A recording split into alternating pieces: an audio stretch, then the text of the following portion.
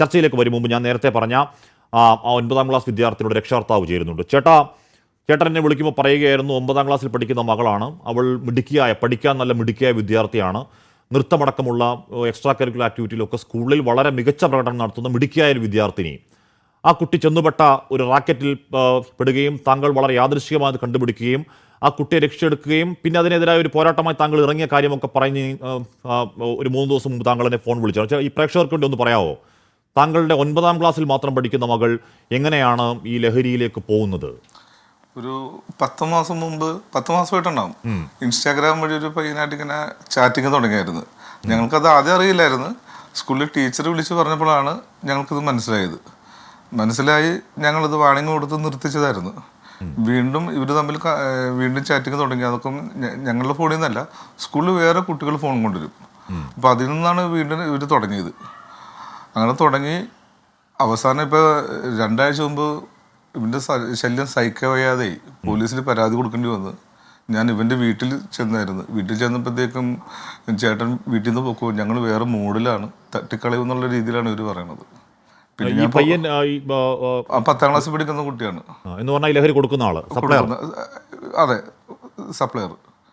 10ാം ക്ലാസ്സിൽ പഠിക്കുന്ന ഇവരൊരു ഗ്യാങ് ഉണ്ട്, എളമക്കര സ്കൂളിലാണ് പഠിക്കുന്നത്. ഇവരൊരു ഗ്യാങ് ഉണ്ട്, അത് പല അത് കാക്കനാട് അങ്ങനെ പല സ്ഥലത്തുള്ള പിള്ളേരാണ്. അവരെല്ലാവരും കൂടി ചേർന്നിട്ട് ഗ്യാങ് അയക്കണേണ്. ഇവര് ഈ കഞ്ചാവ് മാത്രമല്ല, എൻ്റെ ഫുൾ വീഡിയോ ഉൾപ്പെടെ എൻ്റെ കയ്യിലുണ്ട്. ഞാനിത് പോലീസിൽ പരാതിപ്പെട്ട് പിന്നെ കൗൺസിലിംഗ് കഴിഞ്ഞ് പിന്നീടുള്ള എൻ്റെ അന്വേഷണത്തിൽ നിന്നാണ് പിന്നെ ഞാൻ ഇതിൻ്റെ പുറകിലായിരുന്നു. എന്താ വെച്ച് കഴിഞ്ഞാൽ എൻ്റെ കുട്ടിയുടെ മകളുടെ വിഷയം അറിഞ്ഞപ്പോഴത്തേക്കും ഞാൻ തകർന്നു പോയപ്പോൾ ഇതേപോലെ തന്നെയല്ല മറ്റുള്ള മാതാപിതാക്കളും. അപ്പൊ ഇനി ഒരു 9ാം ക്ലാസ്സിൽ പഠിക്കുന്ന കുഞ്ഞ് എങ്ങനെയാണ് ഇതിലേക്ക് പോയി പെടുന്നത്? ഇപ്പൊ ഈ കുട്ടിക്ക് എങ്ങനെയാണ് ഇത് ആദ്യം കൊടുക്കുന്നത്? എങ്ങനെയാണ് അത് ഇവർ കണ്ടപ്പോഴത്തേക്ക് കിൻഡർ ജോയ് ആദ്യം കൊടുത്തെന്ന് പറയുന്നത്. കിൻഡർ ജോയിലൊരു പൊടി ഉണ്ടായിരുന്നു പറയുന്നുണ്ട്. അത് ഇപ്പോഴാണ് ഞങ്ങൾക്ക് മനസ്സിലാകുന്നത്. കിൻഡർ ജോയിലൊരു പൊടിയിട്ട് കൊടുത്ത് പിന്നെ ഇവർ ഈ ഡയറി മിൽക്ക് ഉണ്ടല്ലോ, ഡയറി മിൽക്ക് കാണുമ്പോൾ ഡയറി മിൽക്ക് കൊടുക്കുമെന്ന് പറയും. ഈ ഡയറി മിൽക്ക് അതിൻ്റെ വീഡിയോസൊക്കെ ഉണ്ട്, അതിൻ്റെ വീഡിയോസ് ഉൾപ്പെടെ എൻ്റെ കയ്യിലുണ്ട്. ഈ ഡയറി മിൽക്കിൽ ഇവർ എന്തോ പൗഡർ ഇട്ടിട്ടാണ് കൊടുക്കുന്നത്. ഇത് നമ്മൾക്ക് അറിയില്ലായിരുന്നല്ലോ. പെട്ടെന്ന് സ്വഭാവത്തിൽ വ്യത്യാസം, ഒരു ചെറിയൊരു ഇതുപോലെ വന്ന് പിന്നെ ഞരമ്പ് കണ്ടിച്ച് സൂയിസൈഡ് ചെയ്യാനുള്ള ഒരു അറ്റംപ്റ്റ് നടത്തി. അത് അതൊന്നും ഞങ്ങൾക്ക് അറിയില്ലായിരുന്നു. കൂട്ടുകാരത്തേക്ക് മെസ്സേജ് അയച്ചത് ഞങ്ങൾ ഇപ്പോഴാണ് അതൊക്കെ കണ്ടത്. ഇതിൻ്റെ അന്വേഷണത്തിൻ്റെ ഭാഗമായിട്ട് ഞാൻ ഈ അടുത്താണ് കണ്ടത്. ഞാൻ പോലീസിൽ പരാതിപ്പെട്ട് പിന്നെ എനിക്കിത് എന്ത് ചെയ്യണമെന്ന് അറിയില്ലായിരുന്നു. അങ്ങനെ പറഞ്ഞപ്പോഴത്തേക്ക് എൻ്റെ ഒരു സുഹൃത്താണ് പറഞ്ഞത്, 24 ന്യൂസിലെ ഹാഷ്മി സാറിനോട് പറഞ്ഞു കഴിഞ്ഞാൽ എന്തെങ്കിലും ഒരു ഇത് സപ്പോർട്ട് കിട്ടും. അപ്പം ഞാനവർ തകർന്നടിഞ്ഞിരിക്കണമെന്ന് മനസ്സായിരുന്നു. എനിക്ക് ആരോട് പറയണം, എന്ത് പറയണമെന്നൊന്നും അറിയില്ലായിരുന്നു. അപ്പോൾ ഞാൻ അങ്ങനെയാണ് സാറിന് ഞാനിത് ഫുൾ വീഡിയോസ് അയച്ചു തരുന്നത്. ചേട്ടാ, നമ്മൾ വളരെ വിശദമായ ഒരു വാർത്ത ചെയ്യുന്നു. ചേട്ടാ, എനിക്കറിയേണ്ടത്, ഇത് വളരെ യാദൃശ്ചികമായി ഈ 10ാം ക്ലാസ്സിൽ പഠിക്കുന്ന പയ്യൻ ഈ കുട്ടിയെ കാണാതെ ഇപ്പം അങ്ങനെ വീട്ടിൽ വരുന്നുണ്ട്, വീട്ടിൽ വന്ന് പിടിച്ച് അതിൻ്റെ പിന്നാലെ ചേട്ടൻ നടത്തുന്ന അന്വേഷണത്തിൽ ഇതൊരു വലിയ എന്ന് പറഞ്ഞാൽ ഈ വലിയ ഗ്യാങ് എന്ന് പറയുന്ന ഈ ഗ്യാങ്ങിനകത്ത് 8ാം ക്ലാസ് 9ാം ക്ലാസ് 10ാം ക്ലാസ് പഠിക്കുന്ന കുഞ്ഞുങ്ങൾ തന്നെയാണ് അല്ലേ? അതെ. അത് മാത്രമല്ല, ഇവർക്ക് വലിയ മുതിർന്നവരുമായിട്ട് കണക്ഷൻ ഉണ്ട്. വെണ്ണല സ്കൂളിൻ്റെ അവിടെ ഉള്ള ഒരു ബായിയാണ് ഇവർക്ക് ഒരു ഇത് കൊടുക്കുന്നത്, ഒരു കഞ്ചാവ് സപ്ലൈ ചെയ്യുന്നത്. ഇവരെ എല്ലാ വീഡിയോസും പിന്നെ നോർത്തിൽ നിന്ന് കിട്ടുന്നുണ്ട്, പല മേഖലകളിൽ നിന്ന് ഇവർക്ക് ഈ കഞ്ചാവ് കിട്ടുന്ന ഏരിയ ഇവർ പറയുന്നുണ്ട്. അതിൽ തന്നെ പറയുന്നുണ്ട്, ഇവരുടെ ചാറ്റിങ്ങിൽ പറയുന്നുണ്ട്. ഇവർ രാത്രി ആകുമ്പോഴത്തേക്കും 7 മണിയാകുമ്പോൾ പണിക്കിറങ്ങാന്നാണ് ഇവർ പറയണത്, തമ്മി പറയണത്. ഈ പിള്ളേർ വീട്ടിൽ നിന്ന് ഇറങ്ങി പോകുന്നു, പറയുന്നത് ട്യൂഷന് പോകാന്നൊക്കെ പറയുമായിരിക്കും, എന്തെങ്കിലും ആവശ്യം പറഞ്ഞ് പോകുന്നു, ഇത് കൊടുക്കുന്നു. ഇത് എടുക്കാൻ പൈസ ഇല്ലാതെ സ്കോർന്നാണ് ഇവർ ഇതിന് ഉപയോഗിക്കുന്ന ഭാഷ, ഇത് കളക്ട് ചെയ്യാൻ ഉപയോഗിക്കുന്ന ഭാഷ. എനിക്ക് ഇതൊക്കെ അവരുടെ ചാറ്റിങ്ങിൽ നിന്ന് മനസ്സിലായതാ. ഇത് എടുക്കാൻ പൈസ ഇല്ലാതെ വരുമ്പോൾ അവർ ഇരുമ്പ് മുറിച്ച് വിൽക്കുന്നുണ്ട്. അതൊക്കെ ഇവരുടെ ചാറ്റിങ്ങിലുണ്ട്, അതൊക്കെ എൻ്റെ കയ്യിലുണ്ട്. ഇരുമ്പ് മുറിച്ച് വിൽക്കുന്നുണ്ട്, ബൈക്ക് മോഷ്ടിക്കുന്നുണ്ട്. ഒരു കടയിൽ ഉച്ചക്ക് കത്തിരിക്കടവിലുള്ള ഒരു കടയിൽ കയറിയിട്ട് പൈസ ഉൾപ്പെടെ മോഷ്ടിക്കുന്നുണ്ട്. എന്ന് പറഞ്ഞാൽ ഇതിനാന്ന് ചേട്ടാ, നമ്മൾ ഈ ഒരു സിഗരറ്റ് വാങ്ങുന്ന പോലൊന്നും അല്ലല്ലോ. ഇതിന് ഒരു ഒറ്റത്തവണ ഇണ്ടേക്കിന് 1000, 2000, 3000 രൂപ ചെലവ് വരുമ്പോൾ ഇതെങ്ങനെയാണ് ഈ കുട്ടികൾ പണം കണ്ടെത്തുക? പണം കണ്ടെത്താൻ മോഷണം അല്ലെന്നുണ്ടെങ്കിൽ അച്ഛൻ അമ്മയോട് ചോദിക്കുക, അമ്മ പൈസ കൊടുക്കുന്നതിൽ കൊല്ലുക. എല്ലാം സാധാരണ വീട്ടിലെ കുട്ടികളെ അവര്. ഇത് ചേട്ടൻ സ്കൂളിൽ പറഞ്ഞോ? സ്കൂളുകളിലൊക്കെ പറഞ്ഞോ? ഞാൻ സ്കൂളിൽ പറഞ്ഞ് ഇവരെ മെസ്സേജ് ഉൾപ്പെടെ അയച്ചു കൊടുത്തിട്ടുണ്ട്, പോലീസിന് മെസ്സേജ് കൊടുത്തിട്ടുണ്ട്, ഇപ്പം മീഡിയ എന്ന നിലയിൽ സാറിന് മെസ്സേജ് തന്നിട്ടുണ്ട്. ഞാൻ നാർക്കോട്ടിക്സ് വിഭാഗത്തിലേക്കുള്ള എൻ്റെ അന്വേഷണമുണ്ട്. എനിക്ക് എവിടെ കൊടുക്കണമെന്ന് അറിയില്ല. ഞാൻ അവരെ ഡീറ്റെയിൽ കിട്ടിയാൽ ഞാൻ അവിടെ ഇതിൻ്റെ ഡീറ്റെയിൽസ് കൊടുക്കും. ചേട്ടാ ഇത് മകളുടെ സ്വഭാവത്തിൽ ഏതെങ്കിലും തരത്തിൽ ആ, ആലോചിച്ച് നോക്കണം. 9ാം ക്ലാസ്സിൽ പഠിക്കുന്ന കുട്ടി എന്ന് പറയുമ്പോൾ എന്ത് പ്രായമാണുള്ളത്? അതിന് ഈ പറഞ്ഞ കിൻഡർ ജോയ് എന്ന് പറയുന്ന സാധനത്തിനകത്ത് ഈ പൊടിയിട്ട് കൊടുത്താൽ അതെങ്ങനെ അറിയാനാ? ആദ്യം കഴിക്കും, രണ്ടാമത് കഴിക്കും, മൂന്നാമത് കഴിക്കും, കഴിച്ചു കഴിയുമ്പോഴേക്കും ഇത് അഡിക്റ്റ് ആകുമ്പോഴേക്കും പിന്നെ ഇവരെ സപ്ലയർമാരാക്കുക എന്നുള്ളതാണ് ഇവരുടെ മോഡസ് ഓഫ് പ്രാൻഡി. ഈ ചേട്ടൻ യാദൃശ്യമായിട്ട് എങ്ങനെ കണ്ടുപിടിച്ചത് കാരണം ആ കുട്ടി രക്ഷപ്പെടാത്ത എത്ര കുട്ടികളുണ്ടാവും ചേട്ടാ അങ്ങനെയാണെങ്കിൽ ഈ അവസ്ഥയിൽ?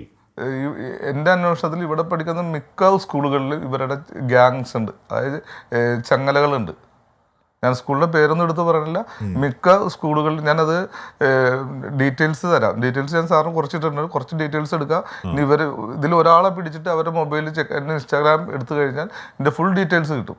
ചേട്ടൻ എനിക്ക് അയച്ചെന്ന വീഡിയോ ഒക്കെ ഞാൻ കണ്ടിരുന്നു. അപ്പോൾ അതിനകത്ത് ഇവർ ഇൻസ്റ്റാഗ്രാമിൽ സ്റ്റാറ്റസ് എന്നൊക്കെ പറയില്ലേ, എന്ന് പറഞ്ഞാൽ എല്ലാവർക്കും കാണാവുന്ന രീതിയിൽ ഇടുന്നതാണ്. ആ ഇടുന്നതിനകത്തൊക്കെ ഈ സാധനം ചുരുട്ടി വെച്ച് കത്തിച്ച് വെച്ച് അത് കിട്ടുന്ന സാധനം, പോയി വലിച്ച സാധനം, നല്ല അത് കെമിക്കലാണെങ്കിലും നല്ല ഗംഭീരമായിരുന്നു എന്ന് പറയുന്ന ഓഡിയോ സൗണ്ട് എന്ന് പറഞ്ഞാൽ കുഞ്ഞു കുട്ടികളാണ് ഇതിലൊക്കെ പെടുന്നത് അല്ലേ? കുഞ്ഞു കുട്ടികളാണ്. ഇത് സ്റ്റാറ്റസ് ഇടുന്നതല്ല, ഇവരുടെ ഗ്രൂപ്പ് ഉണ്ട്, ഗ്രൂപ്പ് ചാറ്റിംഗ് ആണ്. ഗ്രൂപ്പ് ചാറ്റിംഗ് അല്ല, സ്റ്റാറ്റസ്. ഇത് എല്ലാവർക്കും കാണാൻ പറ്റില്ല. ഇവർ തമ്മിൽ ഒരു ഗ്യാങ് ഉണ്ട്. ശരിക്കും പറഞ്ഞാൽ ഇതിൻ്റെയൊക്കെ ചെറിയൊരു മിനി അധോലോകം എന്ന് പറയാം. അത് ഇവർക്ക് ഈ സാധനം നമ്മുടെ കേരളത്തിൽ എവിടെയൊക്കെ കിട്ടുന്ന പോലും ഇവർക്കറിയാം. നോർത്ത് സ്റ്റേഷനിൽ വരുന്നുണ്ട്, അതൊക്കെ അവരുടെ ചർച്ചയിൽ വരുന്നുണ്ട്. അല്ല ചേട്ടാ, ഞാൻ ചോദിക്കുന്നത് ഈ കുട്ടികൾക്ക്, ഈ 9ാം ക്ലാസ്സിലും 10ാം ക്ലാസ്സിലും പഠിക്കുന്ന കുട്ടികൾക്ക് ഇത് ബൾക്കായി ഇപ്പൊ ചേട്ടൻ്റെ മകൾക്ക് കൊടുത്തു എന്ന് പറയുന്നത് 10ാം ക്ലാസ്സിൽ പഠിക്കുന്ന പയ്യനാണ്, അവനൊരു സപ്ലയറാണ്. ഒരു പക്ഷെ അവനും ഇത്തരത്തിൽ ഈ വലയിൽ പെട്ടുപോയി ഇത്തരത്തിൽ പണം ഉണ്ടാക്കാൻ വേണ്ടി സപ്ലയർ ആവുന്ന ആളായിരിക്കുമല്ലോ. അപ്പൊ ഈ സപ്ലയർക്ക് സാധനം കിട്ടണമല്ലോ. ഈ സാധനം എവിടുന്ന് കിട്ടുന്നു എന്നുള്ളതാണ് ചേട്ടൻ്റെ ചെറിയ അന്വേഷണത്തിൽ. ചേട്ടൻ മാത്രം അന്വേഷണം എല്ലാം വ്യക്തമാണെന്ന് ഞാൻ പറയുന്നത്. എങ്കിലും ഇതിനുവേണ്ടി ഇറങ്ങി പുറപ്പെട്ട ഒരാളെന്നുള്ള നിലയ്ക്ക് ഇത് എവിടുന്ന് കിട്ടുന്നു എന്നാണ് മനസ്സിലാക്കുന്നത്. ഇത് വെണ്ണല സ്കൂളിൻ്റെ അവിടെ ഉണ്ട്. വെണ്ണല സ്കൂളിൻ്റെ അവിടെ ഒരു ഹിന്ദിക്കാരുണ്ട്, ബായി ഉണ്ട്. പിന്നെ നോർത്ത് സ്റ്റേഷനിൻ്റെ അവിടെ നിന്ന് കിട്ടുന്നുണ്ട്. പിന്നെ പറവൂരുണ്ട്. അങ്ങനെ വിവിധ കേന്ദ്രങ്ങൾ ഇവർ തന്നെ പറയുന്നുണ്ട്. അപ്പോൾ ഓരോ സ്ഥലത്തും കിട്ടുന്ന ഇതിൻ്റെ ഐറ്റത്തിൻ്റെ ക്വാളിറ്റി ഇവർ തമ്മിൽ സംസാരിക്കുന്നുണ്ട്. അവിടെ കുറച്ചും കൂടി നല്ല സാധനമാണെന്നുള്ള രീതിയിലൊക്കെ ഇവർ സംസാരിക്കുന്നുണ്ട്. ചേട്ടാ ഇത് പോലീസിൽ പരാതിപ്പെട്ടിട്ട് എന്തെങ്കിലും നടപടി ഉണ്ടായോ? പോലീസിൽ പരാതിപ്പെട്ടതുമ്പോഴത്തേക്ക് ഇതിൻ്റെ പരിമിതികളാണ്. ഞാനിപ്പോൾ സാറിലേക്ക് വരാൻ കാര്യം, സാറിന് പരിമിതി ഇല്ലാത്തതുകൊണ്ടാണ് ഞാൻ സാറിലേക്ക് വന്നത്. കാരണം എന്ന് വെച്ചപ്പോൾ ഞാൻ എൻ്റെ സ്റ്റേഷൻ അതിർത്തിയിൽ പരാതിപ്പെട്ട് കഴിഞ്ഞാൽ ഇവർ ഒരു സ്ഥലം കേന്ദ്രീകരിച്ച് ഒരുമിച്ച് താമസിക്കുന്ന ആൾക്കാരല്ല. അതായത് ഇപ്പോൾ കാക്കനാട് മാത്രം താമസിക്കുന്ന കുട്ടികളല്ല. ഇവർ സ്കൂളിൽ പഠിക്കാൻ വന്നത് പല സ്ഥലത്തു നിന്നാണ്. അതായത് കാക്കനാടുണ്ട്, കത്തിരിക്കടവുണ്ട്, വെണ്ണലയുണ്ട്, അങ്ങനെ പല പല സ്ഥലത്തു നിന്നാണ് വന്നേക്കുന്നത്. അപ്പോൾ അതുകൊണ്ട് ഒരു സ്റ്റേഷൻ അതിർത്തിയിൽ നിന്ന് ഇവർക്കെതിരെ ഒരു ആക്ഷൻ എടുക്കാൻ പറ്റില്ല. അപ്പം അതൊരു പരിമിതിയാണ് പോലീസിൻ്റെ. ചേട്ടനോട് ഫോണിൽ സംസാരിക്കുമ്പോൾ ചേട്ടൻ്റെ മകൾ ഒരു രാത്രി ഇറങ്ങിപ്പോയ കാര്യം പറഞ്ഞിരുന്നു. ഒന്ന് ഇറങ്ങി നടന്ന് ചേട്ടൻ അത് പിന്നാലെ പോകുമ്പോഴേക്കും അവർ പോകുന്നത് ഒരു ഗ്രൗണ്ട് പോലെ എവിടെ ഒരു സ്ഥലത്താണ്. അതിൻ്റെ പിന്നാലെ അടുത്ത അന്വേഷണത്തിൽ ചേട്ടൻ പറഞ്ഞത് അവിടെ ഒരു കൂട്ടായ്മ രാത്രി ഉണ്ടാവുകയാണ് എന്ന് പറഞ്ഞാൽ ആരുമില്ലാത്തൊരു സ്ഥലം. അവിടെ ഈ കുട്ടികൾ വരുന്നു, കുട്ടികൾ വന്ന് യഥേഷ്ടം ലഹരി ഉപയോഗിക്കുന്നു അല്ലേ? തീർച്ചയായിട്ടും.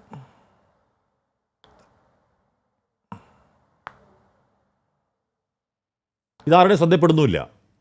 എല്ലാവരും ശ്രദ്ധയപ്പെടാന്നുണ്ടല്ലോ. പക്ഷെ എല്ലാവർക്കും പേടിയാണ്. എന്ന് വെച്ചാൽ എല്ലാവരും കുടുംബം എന്നുള്ളൊരു വലിയൊരു കാര്യത്തിന് പേടിച്ചിട്ടാണ് അത് ആരും ഇടപെടാതിരിക്കുന്നത്. എന്ന് വെച്ചാൽ ഇവർക്ക് ഇതൊന്നുമില്ലാത്ത ആൾക്കാരാണ്. ഇപ്പം ഞാൻ പറഞ്ഞു, ഞാൻ എൻ്റെ ഒരു വിഷയമായിട്ട് ബന്ധപ്പെട്ട് എന്നെ കൊന്നുകളയുന്ന, ഞാൻ ചിലപ്പോൾ നാളെ മറ്റന്നാൾ ചിലപ്പോൾ ഞാൻ കൊല്ലപ്പെടാം. നിസ്സാരമല്ല ഇവരുടെ പിന്നിലുള്ളത്. അപ്പം അങ്ങനത്തെ ഒരു സംഭവം. പക്ഷെ അത് നമ്മൾ ആരെറിഞ്ഞാലും ഇവർക്ക് അതിനുള്ള സംഭവങ്ങളുണ്ട്. ഇപ്പം വീട്ടിൽ അവരുടെ മകളോ മകനോ ഇത്തരത്തിൽ പിടിക്കപ്പെടുന്നത് പുറത്തു പറഞ്ഞാൽ നാണക്കേടാന്ന് വിചാരിക്കുന്നുണ്ട്. പക്ഷെ ഒരാൾ ഇറങ്ങി പുറപ്പെടണല്ലോ ചേട്ടാ. ഒരാൾ ഇതിനുവേണ്ടി പോരാട്ടത്തിന് വേണ്ടി ഇറങ്ങി ചേട്ടൻ കണ്ട കാര്യങ്ങളൊക്കെ പറയുമ്പോഴാണല്ലോ ഇത് നമ്മൾ കേൾക്കുന്നത്, കേരളം കേൾക്കുന്നത്. എല്ലാവർക്കും ഒരുപക്ഷെ നേർക്കുന്ന ഒരു അനുഭവം ഉണ്ടാവുന്ന കാര്യമല്ലല്ലോ. അതെ, അതെല്ലാവരും പോലെ നമുക്ക് നാളെ എന്താകും ഭാവിനെ നമ്മൾ പേടിക്കുന്നുണ്ട്. ആ പേടിക്കുമ്പോഴാണ് ഇതുപോലുള്ള സംഘങ്ങൾ വരുന്നത്. ഇപ്പം ഞാനൊരാളാണ് ഇന്ന് ദുഃഖിച്ചെങ്കിൽ നാളെ 100 അച്ഛൻ അമ്മമാർ ദുഃഖിക്കും. അപ്പോൾ അത് ഇല്ലാണ്ടിരിക്കാൻ വേണ്ടി എൻ്റെ ഒരു ചെറിയ ഇടപെടലുകളാണ്. ഞാനിത് അറിഞ്ഞതിന് ശേഷം ആത്മഹത്യ ചെയ്യാൻ പോയ ആളാണ്. അപ്പോഴാണ് എൻ്റെ സുഹൃത്ത് പറഞ്ഞത്, അതല്ല ഇതിനൊരു പരിഹാരം. ഇനി ഇത്തരം കുട്ടികൾ, അത് ഈ കുട്ടികൾ ഉൾപ്പെടെ പോകരുത്. അതാണ് ഞാൻ ഈ കുട്ടികളെ ശിക്ഷിക്കാൻ വേണ്ടി പറഞ്ഞ കാര്യമല്ല, ഈ കുട്ടികൾ ഉൾപ്പെടെ രക്ഷപ്പെടണം. ഇതിൻ്റെ പിന്നിലുള്ള വലിയ റാക്കറ്റ് ഉണ്ട്. ഇവരെ ഈ ചെയിനാക്കി എടുത്തേക്കുന്ന കുറേ സംഘങ്ങളുണ്ട്. അപ്പം അതിനൊരു തടയിടാനായിട്ട് എന്ത് ചെയ്യാൻ പറ്റും? അത് ഞാനൊരാളിരുന്നിട്ട് എനിക്കൊന്നും ചെയ്യാൻ പറ്റില്ല. എനിക്കിതുപോലെ ശ്രദ്ധയിൽ കൊണ്ടുവരാനല്ലേ പറ്റുള്ളൂ. ബാക്കിയെല്ലാം ചെയ്യേണ്ടത് ഇവിടുത്തെ നിയമമാണ്, പോലീസാണ്, മാധ്യമങ്ങളാണ്. ഇപ്പോൾ സാർ ഇടപെട്ട പോലെ നല്ലൊരു ക്യാമ്പയിൻ വരികയാണെങ്കിൽ കുറേ വ്യത്യാസങ്ങളുണ്ടാകും. നമ്മൾ എല്ലാ ദിവസവും ഇത് കാണുന്നതല്ലേ. അതെ. ചേട്ടൻ എനിക്ക് അയച്ചു തന്ന ദൃശ്യങ്ങളൊക്കെ ഞാൻ കണ്ടിരുന്നു, വീഡിയോകളൊക്കെ ഞാൻ കണ്ടു. അതിന്റെ ചേട്ടൻ അയച്ചു തന്ന ചേട്ടൻ തപ്പിയെടുത്ത് ഇവരുടെ ഗ്രൂപ്പിലെ ഓഡിയോ മെസ്സേജ് ഒക്കെ എല്ലാം ഞാൻ ഏൽപ്പിച്ചിട്ടുണ്ട്. വിശദമായ വാർത്ത ചെയ്യുന്നുണ്ട് നമ്മൾ. സാർ ഒരു മിനിറ്റ്, അതിൽ അവർ ആ കഞ്ചാവ് വലിക്കുന്നുണ്ട്. അത് സാധാരണ കഞ്ചാവ് വലിക്കുന്നതല്ല, അവർ ഒരു ചില്ലിന്റെ കുപ്പിയിൽ അത് അടിച്ചു കഴിഞ്ഞ് ഇവരൊക്കെ ഒരു 5 കൊല്ലം വെച്ച് ജീവിക്കൂല. അത്രയും പോക ഒരുമിച്ച് അകത്തോട്ട് പോകെ. നമ്മളൊരു ബീഡി വലിക്കുന്ന പോലെയല്ല, ഒരു കുപ്പിയിൽ കഞ്ചാവ് നിറച്ചിട്ട് ആ കഞ്ചാവിൻ്റെ വലിക്കുന്ന ഭാഗം അധികം 1 ഇഞ്ച് വലിപ്പമുള്ള ഇതാണ്. ആ പുകയാണ് ഇവർ തന്നെ വലിച്ചു കയറ്റുന്നത്. ഈ 15 വയസ്സുള്ള കുട്ടികൾ വലിച്ചു കയറ്റുന്ന ആ പുകയാണ്. ഭീകരമാണ്. ഒരു 5 കൊല്ലം കഴിയുമ്പോഴത്തേക്ക് ഇവരൊക്കെ ഇത്രയും പുക നേരെ നമ്മുടെ ശ്വാസകോശത്തിലേക്ക് പോയി എന്തായിരിക്കും അവസ്ഥ?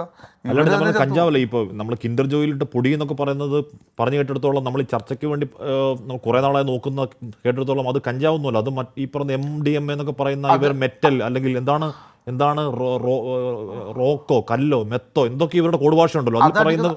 അതടിക്കുന്ന വീഡിയോ ഞാൻ ഇട്ട് തന്നിട്ടുണ്ട് സാറിന്. അതടിക്കുന്ന വീഡിയോ ഞാൻ ഇട്ട് തന്നിട്ടുണ്ട്. ഇവര് ബൈക്ക് മോഷ്ടിക്കുന്ന വീഡിയോ ഉണ്ട്, അത് ഞാൻ ഇട്ട് തന്നിട്ടുണ്ട്.